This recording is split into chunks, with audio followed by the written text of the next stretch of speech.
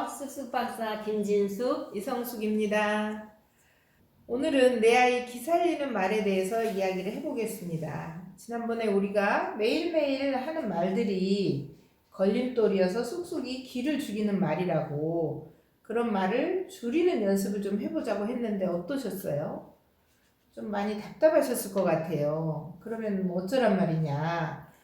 어떤 엄마는 그래서 잔소리를 안 하려고 내내 참았는데 참다 두 배로 더 많이 폭발을 해서 화를 냈다는 그런 이야기도 있습니다. 아마 좀 답답하죠. 네. 그래서 오늘은 쑥쑥이 기 살리는 말에 대해서 이야기를 해보려고 하는데 네. 아이의 기를 살리는 대화는 경청하기입니다. 그 중에서도 오늘은 1편으로 소극적 경청에 대해서 이야기를 해보겠습니다. 즉 아이의 말을 잘 들어주는 방법에 대해서 이야기를 해보겠습니다. 특별히 아이가 속상해하거나 짜증내거나 불평할 때, 즉 부정적인 감정을 표현할 때 도와주는 기술입니다. 그래서 오늘 이 소극적 경청에 대해서 말씀을 드리는데, 이 소극적 경청이 기살리는 대화입니다. 그래서 이 기살리는 대화에 소극적 경청과 다음 시간에 하는 적극적 경청이 있습니다. 우리가 대화를 잘 하려면 말하는 사람이 명확하게 해줘야 되고 듣는 사람도 정확히 들어줘야 됩니다. 그래서 이 경청이라고 하는 결국은 듣기 기술입니다. 그래서 특별히 오늘 하는 이 소극적 경청은 아이가 화가 나거나 빈정거리거나 속상해할 때 엄마로서 할머니로서 아이를 도와주는 기술이 됩니다. 이와 같이 경청은 지금 듣기 기술인데 온몸을 다해서 들으라고 한 거죠. 그래서 이 효과적인 경청 기술을 5가지를 어머님께 잠깐 말씀드릴게요. 자, 몸은 어떻게 하라고 그랬어요? 기울이라고. 예를 들어 이야기하는데 말해. 그러면 말하고 싶은 마음이 없어요. 그래서 상담으로 가면 가장 중요한 게 앉는 좌석부터 마주보고 앉아요. 그리고 상담할 때 가족들이 오면은 놀랍대요. 좋아하는 사람끼리는 붙어있는데 싫으면 멀리 떨어져 있대요. 그게 마음의 거리도 나타난다고 하죠. 그러니까 몸을 기울이시고 눈은 눈 마주침 하시면서 들어보시고 귀로는 말의 내용 더 깊이 들어가면 얘 욕구가 뭔가 하고 싶은 게 뭔가 이것까지 들으면 좋겠죠. 네. 그 다음에 입으로는 어떻게 경청해야 할까요? 막으셔야 돼요. 입 다물고. 왜? 나는 들어야 되니까 말하는 사람이 많이 입을 벌려서 말을 하게끔 해야 되니까요. 자, 몸으로, 눈으로, 귀로, 입으로 듣는 것을 우리 오늘 배우는 소극적 경청이에요. 마지막에 한 가지 더 가장 중요한 건 하나의 마음으로. 그러니까 어떻게 보면 이 전체가 내가 거울이 돼서 말하는 아이를 비춰주시면 아이의 감정이 읽혀져요. 이건 이제 다음 시간에 하시겠지만 이와 같이 이 4가지 몸으로, 눈으로, 귀로, 입으로 들어주는 소극적 경청인데 제가 오래전에 들었던 이야기인데 그 어머님이 생각이 나서 아마 중학교 학생들의 어머니들 그 부모 교육을 강의를 하러 갔는데 끝나고 나니까 한 어머님이 저한테 다가오셔서 선생님 굉장히 미안해하세요. 혹시 시간 있으세요? 그래서 다행히도 제가 이제 그날은 거기서 강의 끝나고 시간이 있어. 네 어머니 괜찮아요. 하실 말씀 있으신가 보다. 좋아요. 어머니 잠깐 오세요. 해서 한 1시간 반 정도 이야기를 했는데 이야기하는 중간중간에 제가 너무 놀랐어요. 결혼을 하고 보니까 남편이 한량이고 돈도 안 벌어오고 해서 그때부터 나가서 돈 벌어오고 아이 둘 키우면서 놀라운 사실은 두드려 맞아가면서 살았는데 세상에. 제가 이야기 들으면서 너무너무 가슴이 아프더라고요. 그래서 제가 그 어머님 손을 잡으면서 얼마나 힘드셨어요. 그 힘든 과정을 어떻게 겪으셨어요. 그랬더니 갑자기 그 어머님이 엉엉 우시는 거예요. 이렇게 제 말을 진심으로 들어주는 사람이 없었다는 거예요. 그러면서 제가 가끔 속이 아프면 친정어머니한테 가서 이야기하면 아휴 네 팔자려니 하고 참고 살아야지 어떡하겠니. 또 친구들한테 이야기하면 너 미쳤니? 그런 남자하고 이혼해. 그런데 하나 그런 말이 도움이 안 됐었어요. 근데 오늘 선생님이 정말 저만 보면서 열심히 들어주시니까 마음이 너무 뚫린 것 같고 선생님 너무너무 감사해요. 자, 이와 같이 어른들도 자기가 어떤 힘든 일이 있을 때 말을 들어주기만 해도 마음이 뚫린다고 하는데 우리 아이들도 똑같아요. 그래서 우리가 이 경청을 배워서 우리 아이들의 길을 살려주시면 어떨까요? 네. 어른들도 그렇게 들어주면 답답한 마음이 뚫리는데 우리 아이들도 길을 살려줘야 되겠죠? 당연하지요. 네네. 자, 그러면 우리가 이제 기살리는 말, 소극적 경청을 하기 전에 네. 말을 잘 안 들어주는 사례를 역할놀이로 좀 해보도록 하겠습니다. 네. 제가 쏙쏙이를 하겠습니다. 자, 이건 TV 보면서 건성으로 아버지가 듣는 경우입니다. 네. 우식이가 나를 때렸어요. 그래서 나도 때렸어요. 텔레비만 보고 있습니다. 아빠는. 아빠 내 말 들어요? 내 말 안 듣잖아. 아빠하고 말 안 할래요. 아빠 텔레비 보면서 다 듣고 있어. 내가 뭐라고 했어요, 아빠? 글쎄, 아이고. 네. 어찌됐든 아빠가 자기 말을 듣고 있다고 하지만 나를 쳐다보지 않는 거죠. 네, 텔레비만 보고 건성으로 들었는데 음. 이때 쑥쑥의 마음 어땠을까요? 아빠가 나를 쳐다보지도 않고 그러니까 내 말을 안 들어주는 것 같아서 화가 나고 아빠는 날 사랑하기는 하는 걸까? 이런 생각이 들 것 같아요. 그렇죠. 아빠는 어떤 마음이에요? 아유, 뭐 그냥 우식이하고 누구랑. 네. 근데 때리고 치고 했구만. 뭐 이렇게 중요하지 않은 것 같고 그래. 그래서 오늘 이 소극적 경청에 대해서 말씀을 드리기로 하겠습니다. 가장 중요한 거는 아이가 문제가 있을 때 괴롭고 힘들고 속상하고 미흡고 이런 이야기를 하고자 할 때 가장 중요한 것은 하던 일을 멈추시고 눈을 마주치며 주의 깊게 들어주셔야 됩니다. 들을 준비를 하셔야 됩니다. 하던 일 멈추고. 그 다음에 두 번째, 인정하는 반응입니다. 아이가 말을 할 때 인정해 주는 게 필요합니다. 그거는 내가 지금 네 이야기를 잘 듣고 있다는 걸 나타내기 때문입니다. 특별히 제가 선생님하고 이렇게 이야기하면서도 아 그래요? 고개 끄덕끄덕. 그러니까 고개도 끄덕거리고 또 얼굴에 뭐 어떤 미소를 짓든 안 됐다는 그런 거를 나타내든 이렇게 해주시는 것이 비언어적인 신호인데 가장 중요한 인정하는 반응은 이야기 중간중간에 또는 이야기를 시작하기 전에 아이가 이렇게 멈칫하고 있으면 또는 그 아이가 이야기하는 것을 인정해주고 싶으면 아이고 그랬구나 저런 어쩌지 헐 또는 대박 좋아하는 거 네. 이렇게 해주면은 아이가 어때요? 아 엄마가 지금 아빠가 내 이야기를 들어주고 있구나 그러니까 내가 이야기를 좀 더 해야 되겠다. 그래서 인정하는 반응만 보여들어 아이들은 엄마가 지금 내 말을 열심히 듣고 있구나. 제가 한번 아이들한테 이렇게 인정하는 반응을 했더니요. 우리 아이가 엄마 정말 내 말이 재미있어? 아이들이 그 변화를 알게 돼요. 또 어떤 어머니는 이렇다고 해요. 엄마 갑자기 걸림돌만 막 쓰던 어머님이 그래 저런 그랬더니 엄마 왜 이러세요? 옛날처럼 하세요. 네, 맞아요. 그래서 웃은 적이 있다고 해요. 그래도 아이는 기분이 나쁘진 않습니다. 그렇죠. 네네. 자 이번에 사례를 하나 더 하겠습니다. 네. 쑥쑥이가 엄마한테 지금 다가옵니다. 이제 엄마가 잘 들어주는 네, 사례로 네, 해보도록 하겠습니다. 네. 엄마 오늘 하율이하고 지훈이가 싸웠어. 그래. 지훈이가 울고 선생님한테 혼났어. 저런 그랬구나. 네.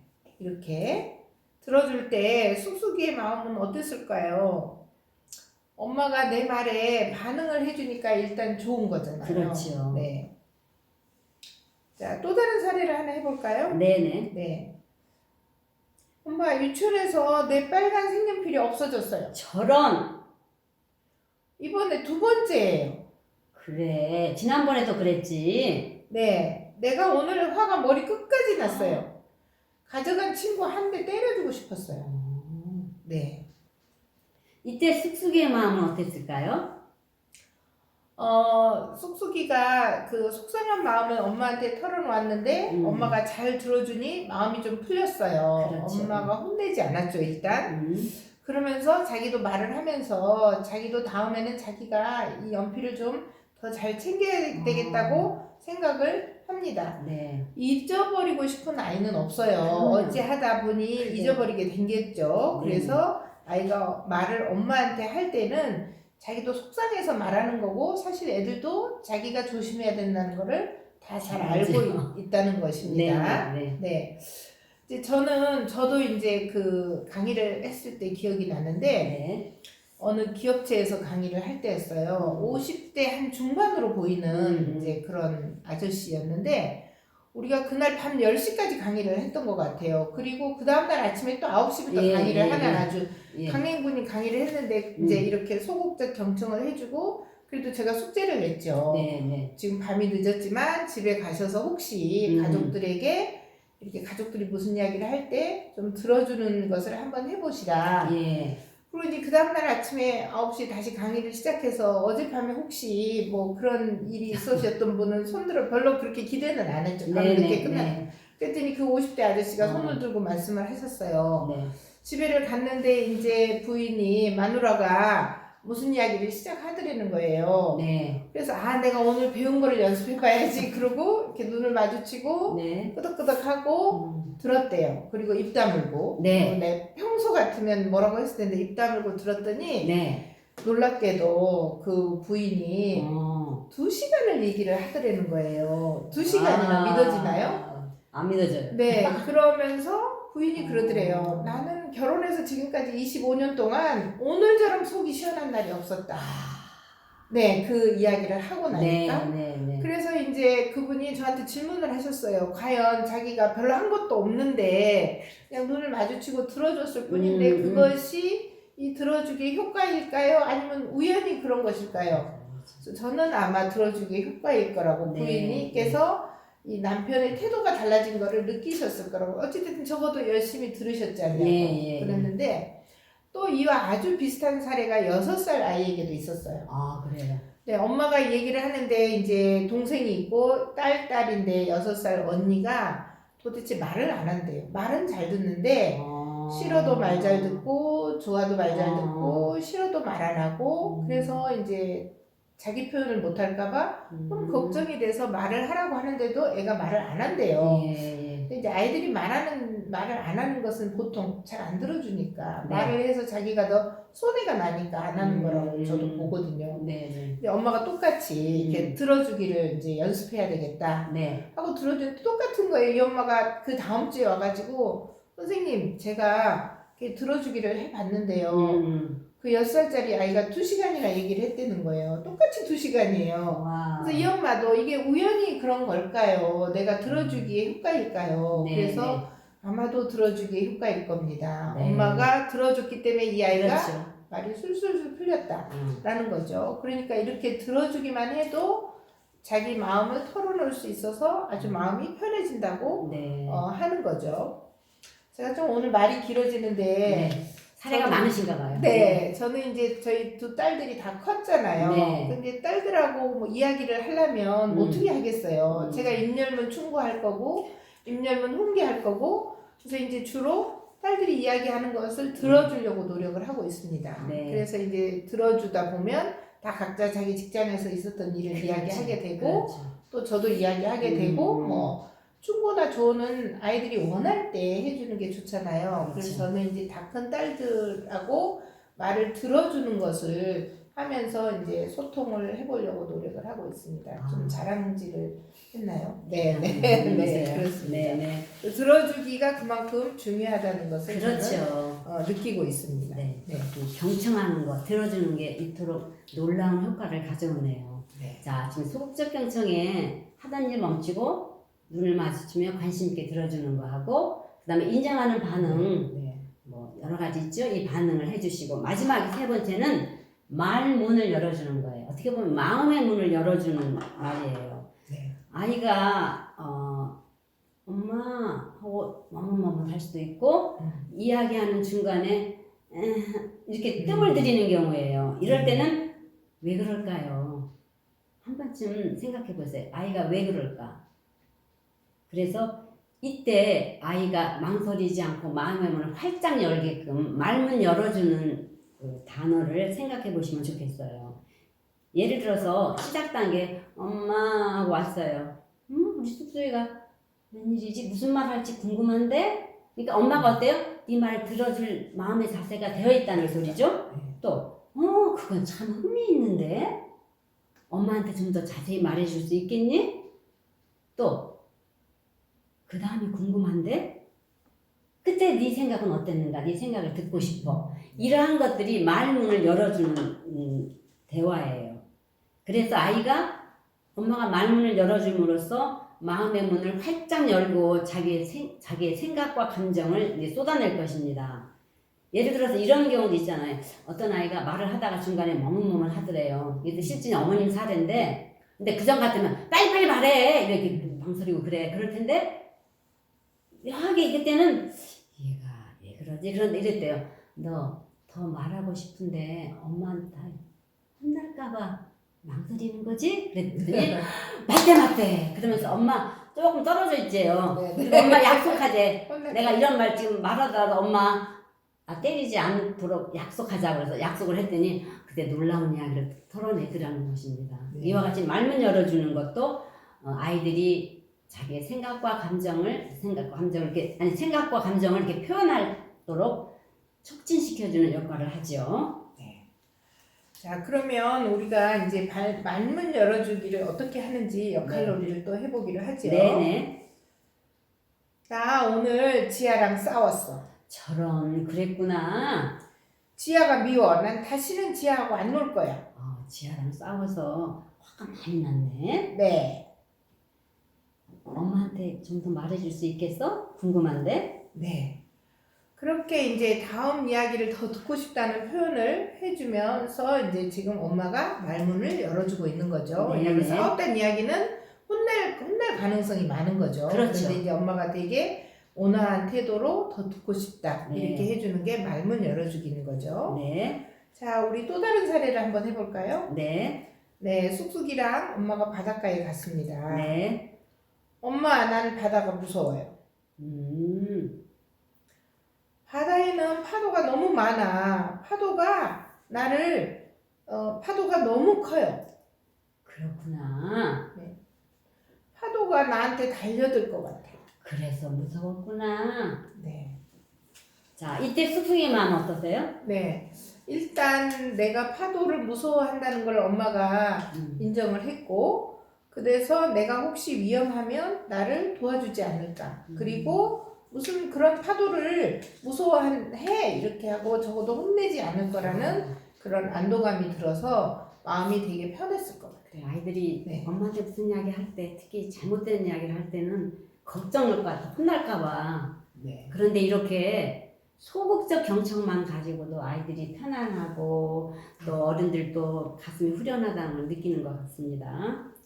네, 자 그래서 오늘 소극적 경청의 핵심 포인트를 정리를 해보겠습니다. 네. 아이의 말을 잘 들어준다는 것은 엄마는 침묵하고 엄마가 입을 다물고 눈을 마주치며 아이의 말을 주의 깊게 듣는 것입니다. 네. 두 번째는 아이의 말을 인정해주는 반응을 보이면서 고개를 끄덕끄덕하고 대박, 그래, 오 저런 이런 말들을 이렇게 추임새를 넣어주는 것입니다. 네. 그다음에 세 번째는 아이가 뭔가 더 말하는 것을 망설이고 있을 때 말문을 열어주는. 그래서 어떻게 됐어? 그 다음이 궁금하구나. 와 같이 말문을 열어주는 것이 소극적 경청입니다. 네. 아마 비교적 이 소극적 경청은 여러분들이 하기 쉬운 것에 속한다고 생각이 됩니다. 네. 그래서 이제 지난번에 걸림돌을 사용하지 말라고 했는데 이제 소극적 경청하는 것으로 조금씩 소통을 시작을 해보시면 좋겠습니다. 자, 끝까지 들어주셔서 감사합니다. 주위에 많은 사람들에게 많이 추천해주세요. 저희의 구호로 마무리하겠습니다. 재미있어. 공감했어. 또 보고 싶어. 네, 감사합니다.